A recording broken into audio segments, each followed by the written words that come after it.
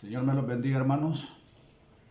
Los saluda el hermano Carlos Cruz, pastor de la Iglesia de Cristo, Obra de Sonsonate, de los ministerios sobre el final de los tiempos. Señor me los bendiga. Vamos a abrir nuestras Biblias en Mateo 16, del 1 en adelante. La palabra del Señor dice así: Entonces los fariseos y los saduceos se acercaron a Jesús y para ponerle a prueba le pidieron que les mostrara una señal del cielo. Pero respondiendo él les dijo: Al caer la tarde decís hará buen tiempo, porque el cielo está rojizo. Y por la mañana hoy habrá tempestad, porque el cielo está rojizo y amenazador. Sabéis discernir el aspecto del cielo, pero no podéis discernir las señales de los tiempos. Padre mío y Dios mío, en el nombre de mi Señor Jesús, te doy las gracias por la bendición que me das, como es dar la palabra. Abre el corazón de todos los oyentes para que puedan recibir esta palabra. Y a mí dadme la gracia, Padre, para poder dar lo que tú quieres que quede en el corazón de ellos. Amén, Señor, y amén. Aquí vemos que siempre, hermano, querían poner a prueba al Señor para hacerle caer en algo y poderle acusar. Estos eran los fariseos y los saduceos. Y aunque ellos no estaban muy de acuerdo en la doctrina entre sí, porque unos creían en la resurrección de los muertos y los otros no, pero con tal de hacerle daño al Señor, se unían en este sentido. Por eso dice acá que lo ponen a prueba. En este versículo, en el 12, el Señor les dice a los discípulos que se cuidaran de la enseñanza de los fariseos y de los saduceos. Cuídense de esa enseñanza. A nosotros se nos aconseja que tengamos cuidado de la doctrina que oímos, porque por las interpretaciones que le dan, se caen en errores dogmáticos que como uno lo recibe de alguien que se supone que sabe, lo creemos. Y así está la doctrina. Estamos recalcando en esto, hermanos, porque la doctrina, hay una doctrina que dice que la iglesia se queda, que no va a pasar la tribulación. Pero nosotros sabemos de que sí, la iglesia está pasando por la tribulación. Pero ¿por qué dicen eso y lo sostienen? ¿Por qué lo dicen? Porque la misma palabra del Señor dice que nosotros erramos por no entender las Escrituras y el poder de Dios. Por eso es que se nos sugiere que siempre le pidamos al Espíritu Santo que nos ilumine para poder comprender las Escrituras. Vamos a ver un pasaje que se presta a confusión por muchos de los teólogos. Y eso está en Mateo 24. ¿Cómo se ha hablado hoy de Mateo 24? Ahí está la profecía dicha por el profeta de los profetas. Pero estos que dicen que la iglesia no se va, interpretan estos pasajes de Mateo 24 como que es para los judíos, basándose en 24:15, donde dice: por tanto, cuando veáis la abominación de la desolación de que se habló por medio del profeta Daniel, colocada en el lugar santo, y entre paréntesis dice: el que lea, que entienda. Entonces los que estén en Judea, huyan a los montes. Como se menciona Judea, consideran de que esto es para los judíos, pero por algo el Señor pone ahí: el que lea, que entienda. Nosotros sabemos, hermanos,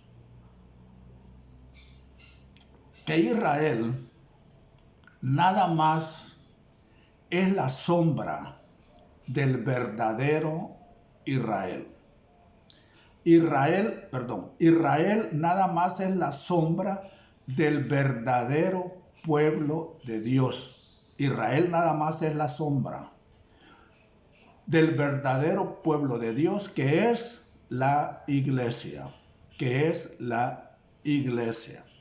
Acordémonos de que generalmente todas las profecías son habladas en una forma alegórica, en parábolas. Pues el Señor Jesús decía: en parábolas abriré mi boca, en parábolas abriré mi boca. Y aquí dice: el que lea, que entienda, el que lea, que entienda. Pero algunos, como se menciona Judea, creen que esto es para nada más el pueblo judío. Si vemos aquí, vamos a hacer un repaso. En Mateo 24, 21, dice: porque habrá entonces una gran tribulación, tal como no ha acontecido jamás, tal como no ha acontecido desde el principio del mundo hasta ahora, ni acontecerá jamás. Aquí nos está hablando de una gran tribulación que es por la cual estamos pasando. En estos momentos hay posiciones de algunos cristianos. Unos que desean quizás de que venga ya el Señor, como que no quisieran afrontar esta situación. Y otros hablan como que tienen miedo de morirse. Unos que venga ya el Señor mejor, esta situación está difícil. Y el otros con temor de morirse. Miedo y temor es el ambiente que puede darse o se está dando en el mundo. Pero ustedes, hermanos, como yo, no somos de este mundo. No somos de este mundo. Por eso es que acá habla de que hay escogidos. En el 22 dice que si estos días no se acortaran, nadie se salvaría. Nadie se salvaría. Pero ¿por qué el Señor por los escogidos los va a cortar? Estos días van a ser cortados de un momento a otro, pero van a haber escogidos. ¿Por qué van a haber escogidos? ¿Por qué van a haber escogidos? Hay escogidos porque el Señor tiene un propósito con ellos. Yo creo que el Señor tiene un propósito contigo, hermano, que me estás escuchando. Dice que en el 29, pero inmediatamente después de la tribulación, o sea, después de que pase esto, de esos días el sol se oscurecerá, la luna no dará su luz, las estrellas caerán del cielo y las potencias de los cielos serán sacudidas. En el 30, entonces aparecerá en el cielo la señal del Hijo del Hombre. Entonces aparecerá en el cielo la señal del Hijo del Hombre. Allá, lo que estaban pidiendo los fariseos y los saduceos era una señal. Nosotros debemos de estar atentos a todo lo que está pasando, porque el Señor nos va a dar señales, no el día ni la hora, sino que nos dará señales. Veamos, esas señales son cuando el sol se va a oscurecer, la luna no dará su luz. Bueno, veamos qué nos dice Hechos 2:19. Hechos 2:19. En Hechos 2:19 nos habla también de esas señales, pero lo vamos a leer. Dice Hechos 2:19: y mostraré prodigios arriba en el cielo y señales abajo en la tierra: sangre, fuego y columna de humo. El sol se convertirá en tinieblas y la luna en sangre antes que venga el día grande y glorioso del Señor. Va a haber un periodo de tribulación. Después de la tribulación van a haber unas señales, para que después de esas señales venga el día, dice, grande y glorioso del Señor. Y sucederá que todo aquel que invoque el nombre del Señor será salvo. Todo aquel que invoque el nombre del Señor será salvo. Acordémonos lo que nos dice Deuteronomio 4:29. Por tanto, reconoce hoy y reflexiona en tu corazón que el Señor es Dios arriba. Arriba va a dar prodigios y abajo en la tierra. Aquí van a haber señales. No hay otro. Reconoce y reflexiona en tu corazón. Él es Dios. Arriba, abajo, no hay otro. No hay otro. No hay otro. Pero dice aquí que todo aquel que invoque el nombre. Hermanos, ¿cómo te llamas tú? Tú tienes un nombre. ¿Cómo te llamas? ¿Por qué tienes ese nombre? ¿Por qué te llamas como te llamas? Si te llamas Pedro, a lo mejor te pusieron Pedro, tu papá, para que te llamaras como él y le recordaras que tu papá se llamaba Pedro. O a lo mejor en memoria del abuelito. Tan buena gente que era el abuelito que le pusimos, que te pusieron Pedro, un ejemplo. O a lo mejor hubo un artista favorito y para recordarse a él le pusieron este nombre. Porque hay nombres raros. ¿Me creerían si yo les digo que hay un nombre de una persona que se llama Mustang? ¿Sí? En Honduras hay personas que se llaman Mustang, porque les gustó el nombre de los aviones Mustang. ¿Sí? Pero por el nombre del Señor Jesús, si José hubiera actuado como humano, le hubiera puesto a Jesús José. Chepito le eran. Pero fíjate que todos los nombres del pueblo judío tenían un significado. Y el nombre de Jesús lo vemos acá en Mateo 1:21. En Mateo 1:21, la Biblia nos dice que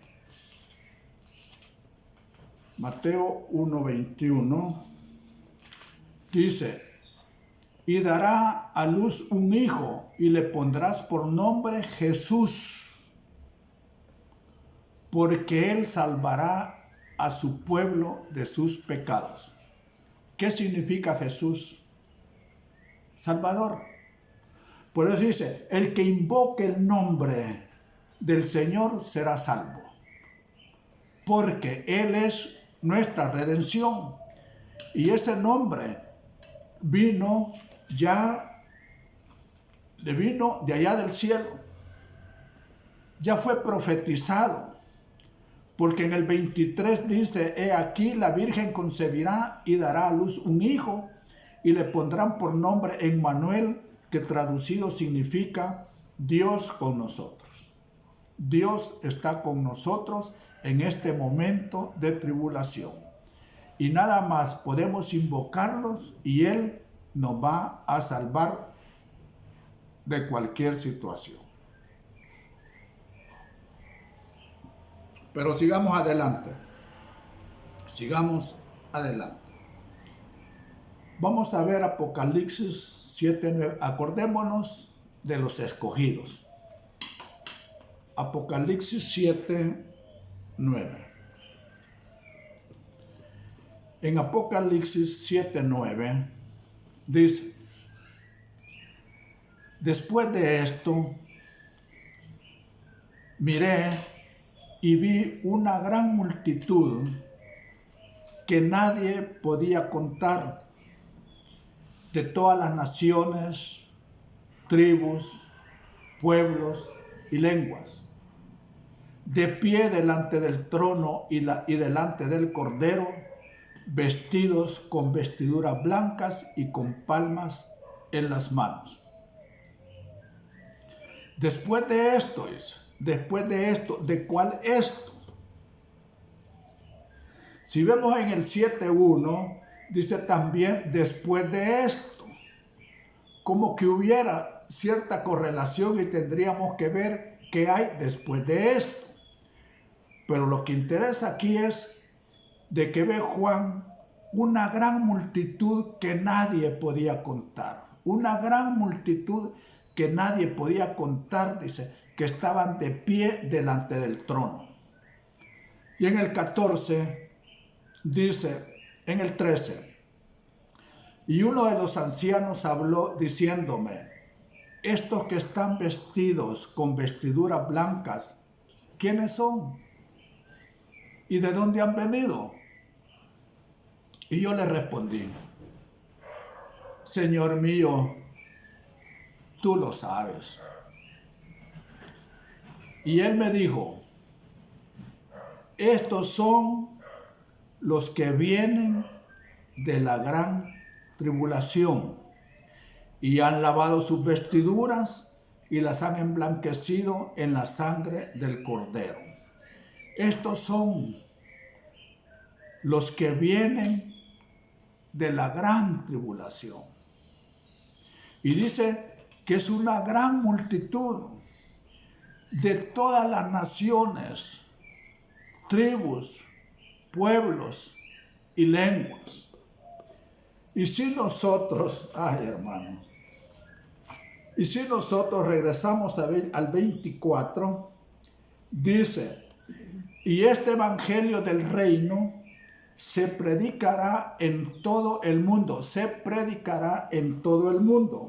como testimonio a todas las naciones, y entonces vendrá el fin.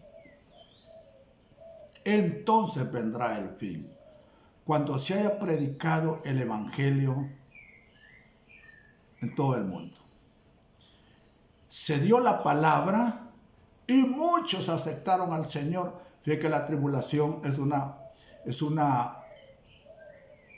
un momento de cosecha, Muchos van a aceptar al Señor, porque aquí dice una gran multitud de todas las naciones, chinos, negritos, amarillos, ojitos chiquitos, negritos, morenitos, como usted le llame, de toda tribu y de toda nación. Pero aquí dice, después de esto, y después de esto, ¿qué es?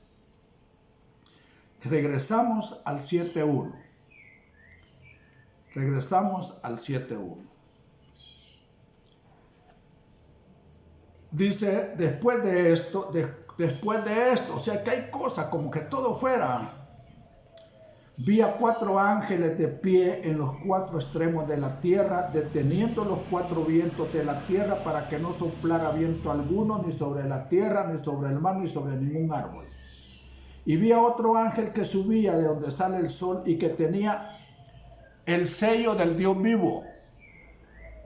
Y gritó a gran voz a los 4 ángeles a quienes se les había concedido hacer daño a la tierra y al mar, diciendo, no hagáis daño ni a la tierra, ni al mar, ni a los árboles, hasta que hayamos puesto un sello en la frente de los siervos de nuestro Dios.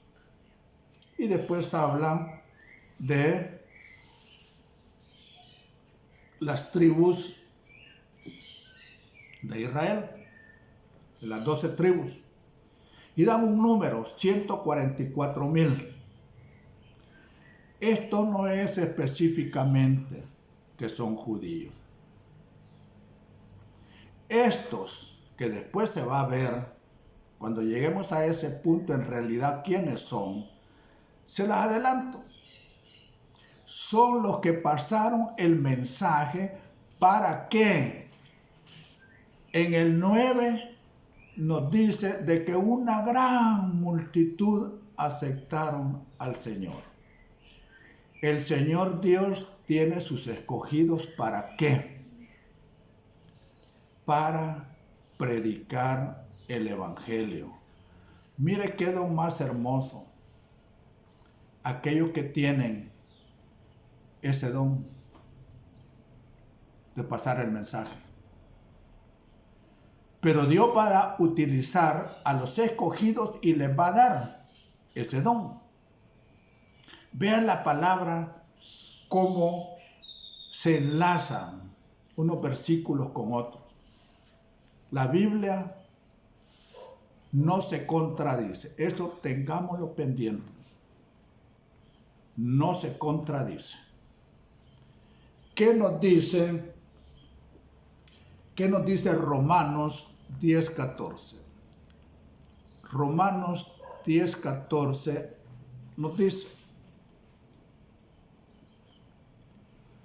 nos vamos a ubicar así. Hay personas que nunca han oído del Señor Jesús.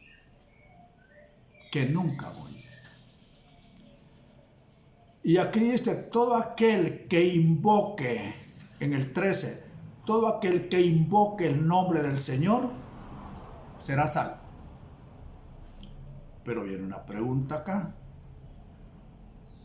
¿Cómo pues invocarán a aquel en quien no han creído?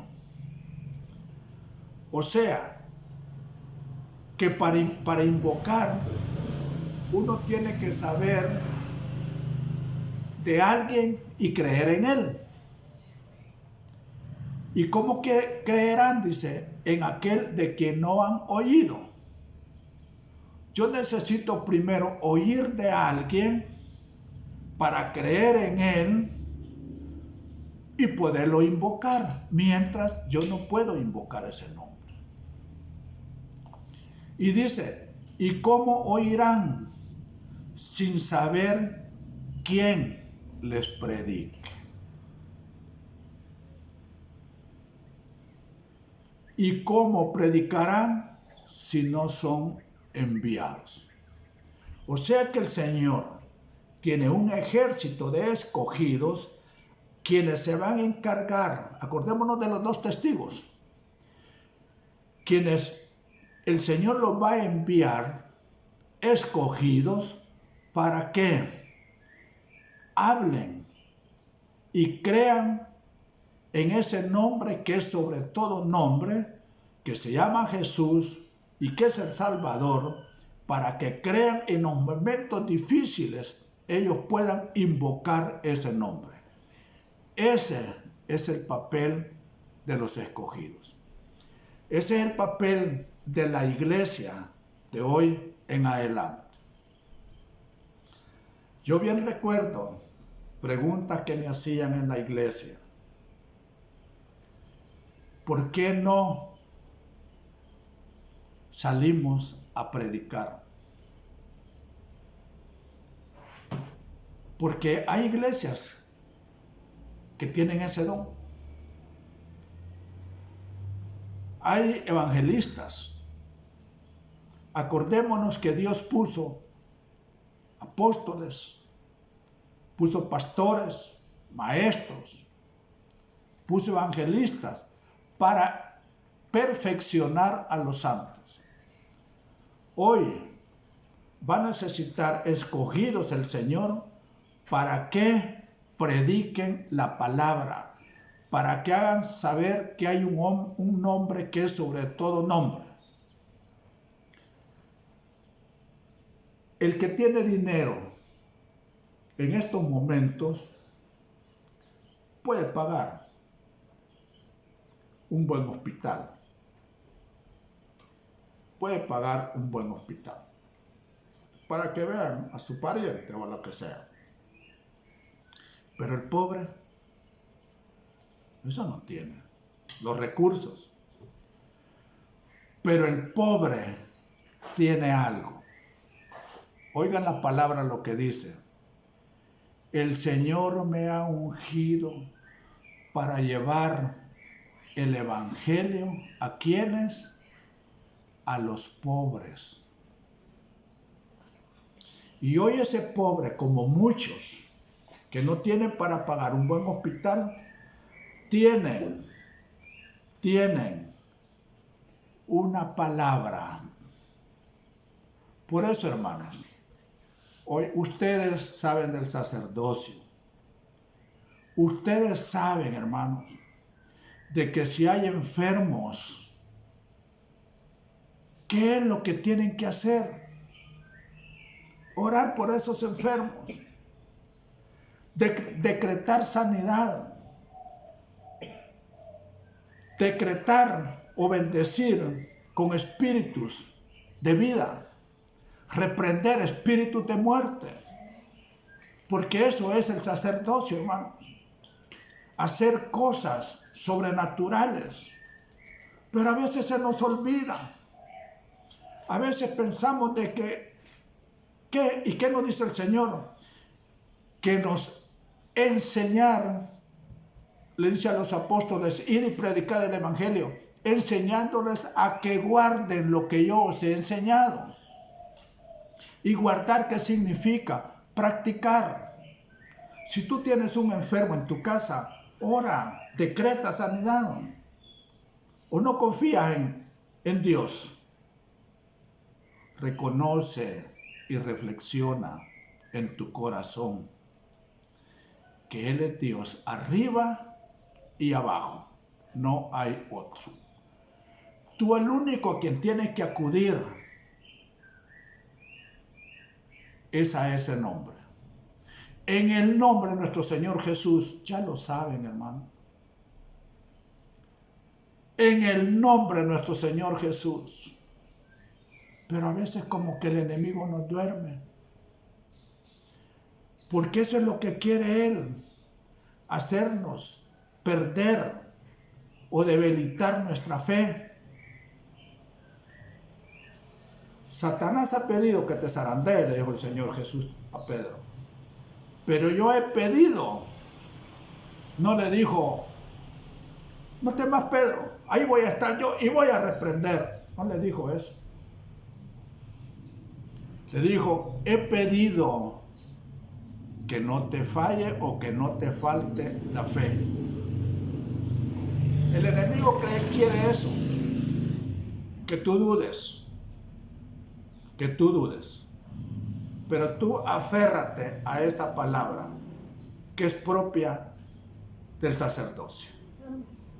Es propia del sacerdocio. Yo sé que muchos estamos, me incluyo, mal de salud. ¿O será que el Señor está probando nuestra fe? Solo Él, hermanos. Solo Él nos puede sacar. Y es más, no nos va a pasar nada porque Él nos ha sellado. Si no, veamos lo que dice Efesios 4:30. Y no entristezcáis al Espíritu Santo de Dios, por el cual fuisteis sellados para el día de la redención. Para el día de la redención. El Señor ha puesto un sello. El enemigo no te puede tocar.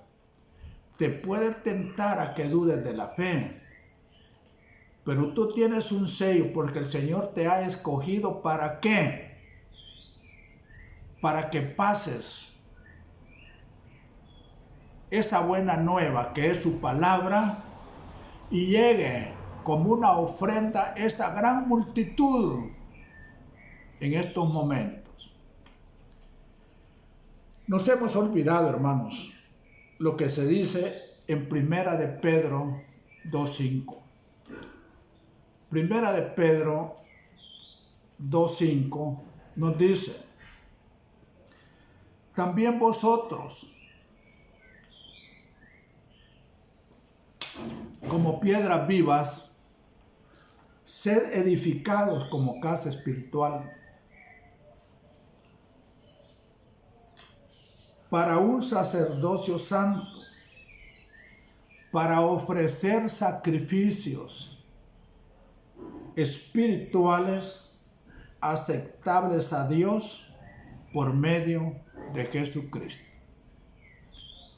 O sea que hay una ofrenda que nosotros tenemos que hacerle al Señor. Y sabemos que hay 7 sacrificios espirituales. Una de ellas está en Romanos 15:16. Romanos 15:16 nos dice, van a disculpar un momentito, van a disculpar, hermano, tanta interrupción, pero bien, siempre el enemigo trata. Y cuando hay estas interrupciones uno deja de perder el hilo. Pero bien, y vamos a leer Romanos 15:16. Dice, para ser ministro de Cristo Jesús a los gentiles, ministrando a manera de sacerdote el evangelio de Dios, a fin de que la ofrenda que hago, dice Pablo, dice la Escritura, a fin de que la ofrenda que hago de los gentiles sea aceptable, santificada por el Espíritu Santo. O sea que uno de los sacrificios, una de las ofrendas aceptables a Dios es el evangelismo. Y para eso el Señor en los últimos tiempos tiene escogidos. Tiene escogidos para que hablen de su palabra y sean salvos. Redención, liberación.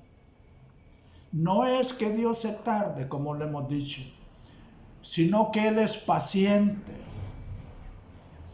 ¿Por qué es paciente?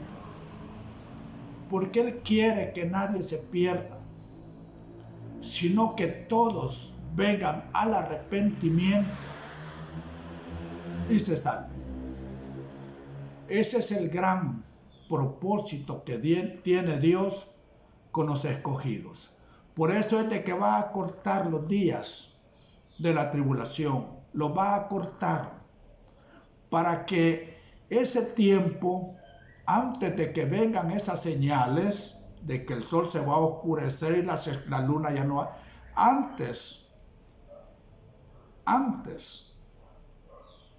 de que después de la tribulación, que vengan estas señales para que después venga Él, antes de venir, tiene sus escogidos para que pasen el mensaje y se salven. ¿Por qué quiere Él que se salven? Porque nos ama, hermano.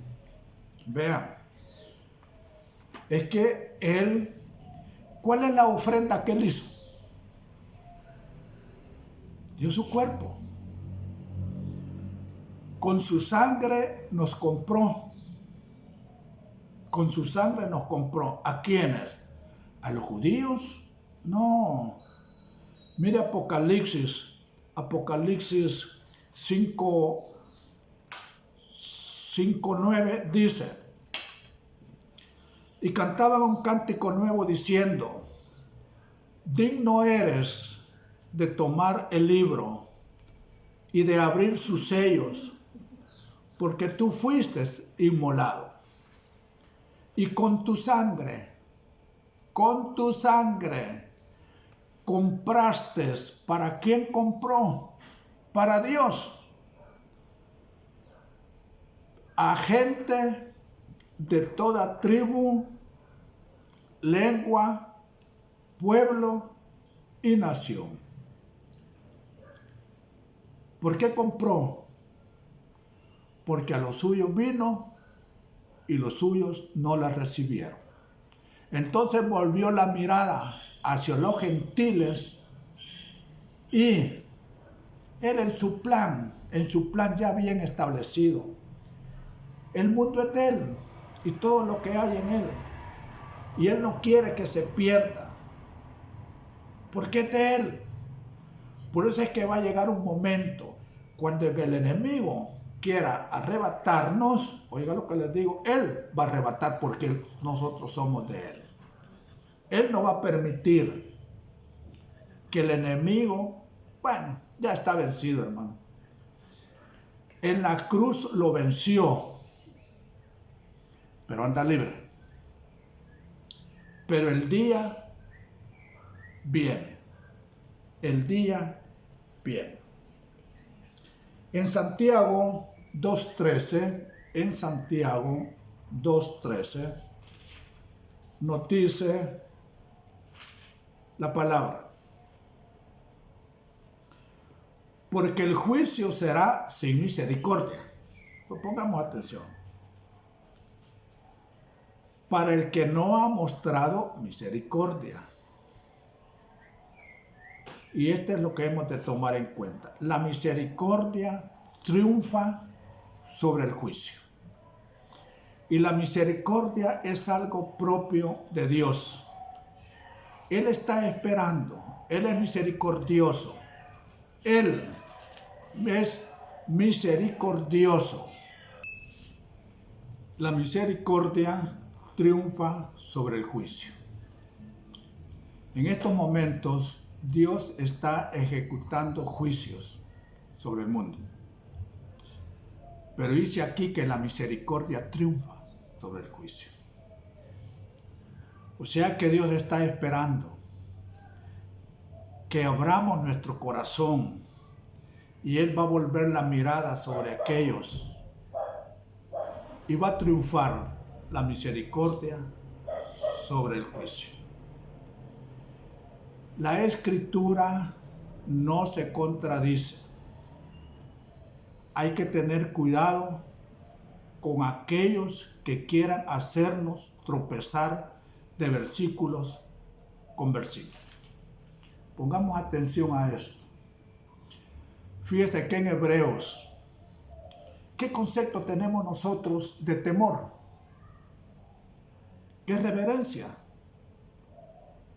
Sí, pero en Hebreos 12:28 dice: por lo cual, puesto que recibimos un reino que es inconmovible, demostremos gratitud, mediante la cual ofrezcamos a Dios un servicio aceptable con temor y reverencia. ¿Es lo mismo temor y reverencia? Porque aquí ponen las dos palabras a la par. Pero hay un temor que sí debe ser más que todo común. Reverencia y respeto. Pero si yo sé cómo es Dios de su misericordioso, también ahí en el fondo debo de tener miedo de que si yo le desobedezco, algo me puede pasar. Pero dice un ser con temor y reverencia. Pero si vemos Lucas 1, 74, 75, Lucas 1, 74 y 75 dice, fíjense lo que hemos leído en Hebreos: servicio aceptable con temor y reverencia. Pero en Lucas 74 dice: concedernos que, librados de la mano de nuestros enemigos, les sirvamos sin temor. Pero allá dice con temor, aquí sin temor, sí, pero sin temor, ¿qué significa? Con amor. Entonces, les sirvamos, cambiémoslo, con amor, en santidad y justicia, porque Dios es amor, Dios es santo y Dios es justo. Pero vea cómo nosotros podemos, si nos dejamos llevar por algo tan literal, podemos caer en algo que nos pueda llevar a equivocarnos, porque interpretamos mal las Escrituras. Espero, hermanos, que nosotros sepamos de que más que todo el libro de Apocalipsis está escrito en un lenguaje más que todo alegórico. Hay que saber, los 144,000 no es que es un número fijo, como se lo atribuyen a alguna secta, que son ellos. Es un número que representa algo. Los números tienen su representación y debemos de tener cuidado también en no caer en lo que se conoce como gematría. Debemos de tener mucho cuidado en eso. Espero, hermanos, que haya sido de beneficio estas palabras. Ha sido un día con una serie de interrupciones. Por eso es de que a veces, si ustedes ven que en la prédica a veces como que se corta o no, es porque el enemigo ha atacado esto. Pero gracias a Dios, ahí pasa otro vehículo. Nunca ha estado así en la casa. Hoy, porque es un día muy especial. Y es un día muy especial, ¿por qué? Porque usted es de los escogidos. Usted es uno de los escogidos del Señor para que le den esa ofrenda que es el pasar el mensaje de salvación, para que muchos de toda tribu, nación y lengua lleguen allá al trono del Señor. Para eso es de que el Señor tiene escogidos en los momentos de la tribulación. ¿Quiénes son esos que vienen? Tú, Señor, lo sabes. Son los que vienen de la gran tribulación. ¿Y cuántos? Dice, multitudes que no se podían contar. Es la ofrenda más grande que se le va al Señor. Por eso es que dice que la gloria postrera será mejor que la primera. Esa ofrenda postrera que se le va a dar a Dios va a ser mejor que la primera. Sintámonos dichosos, hermanos, que el Señor nos tiene en estos momentos, porque tiene un plan para ti. Tiene un plan para la iglesia, de darle una ofrenda espiritual, como es de hacer que muchos que no creen en Dios crean a través de ti, a través de mí, a través de la iglesia. Por eso Dios nos escogió. Padre, que estás en gloria, en el nombre de nuestro Señor Jesús, gracias, Padre. Gracias por este día. Gracias, Padre. Bendice a tus hijos. Bendice a esos escogidos. Y que no olviden que en tus manos está la doctrina del sacerdocio. Decreta sanidad a través de la palabra. Decreta sanidad a través de ese nombre que es sobre todo nombre. En el nombre de nuestro Señor Jesús, yo decreto sanidad para ti que estás enfermo. Recibe esa palabra, recíbela sin duda, sin fe, recíbela. Para que a veces el enemigo quiere que dudemos. Reciban esa palabra profética. Tú te va a guardar el Señor, te va a guardar porque te tiene escogido para un propósito en estos tiempos de tribulación. Gracias, Padre, en el nombre de nuestro Señor Jesús. Bendito y alabado eres, Padre. Amén, Señor, y amén. El Señor me lo bendiga.